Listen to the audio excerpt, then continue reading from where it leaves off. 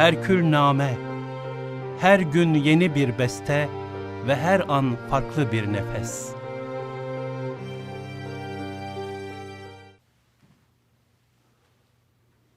Bana şu büyük işi, bu büyük işi yapmış insanı getirmeyin. 100 tane okul yapmış, nerede ne yaptığını bilmeyen baba yiğidi getirin. 50 tane düşkünün elinden tutmuş, kaldırmış, onları insan yapmış, insanı değerlere yükseltmiş.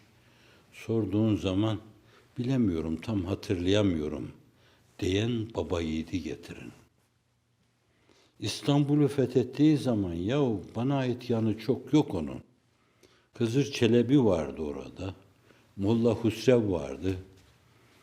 Molla Gürani vardı orada. Akşemseddin vardı.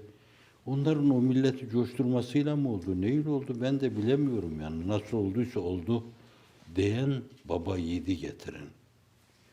Zerre kadar yaptığı işi Everest tepesi gibi gösteren bencil, mağrur insanları getireceğinize bence bunları getirin. Vesselam. Sizin arkadaşlarınız belli ölçüde dünyanın dört bir yanına açıldı. Zilliyet planında mübalağa yapmıyor. Meseleyi aidiyet mülazasına bağlamıyorum. Zilliyet planında da olsa bunu gerçekleştirdiler. Adları belli değil, namları belli değil. Bilmiyorlar. Siz de işin bir yönüyle arkasında görünüyor gibi olanlar bile bunların binde birini bile bilmiyorlar. Nereye gittiklerini de bilmiyorlar. Onlar oraya giderken niçin gittiklerini de bilmiyorlar.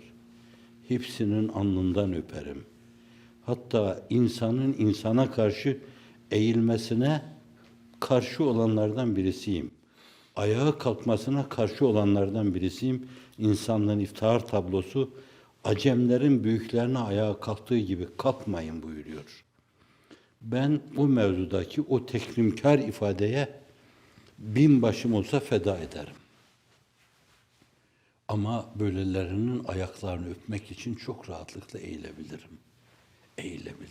Mesela.